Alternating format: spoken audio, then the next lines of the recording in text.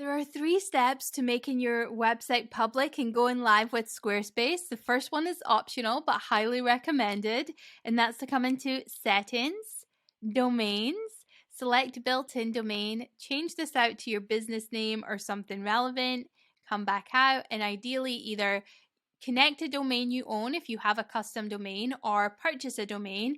Now, I have a whole video showing you how to purchase a domain or connect a third-party one, so I'll link to that in the description below. Assuming you've done that, come back out into Settings, and then we're going to go to Billing for step 2.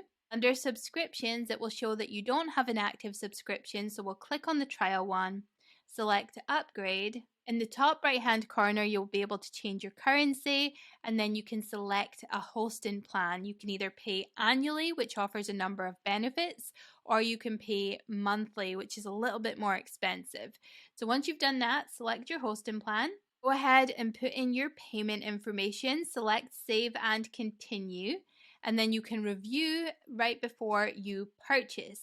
Now, once you have purchased, you can come back out into Settings, select Site Availability, and here you will then have the option to click Public and go live on Squarespace. Easy peasy.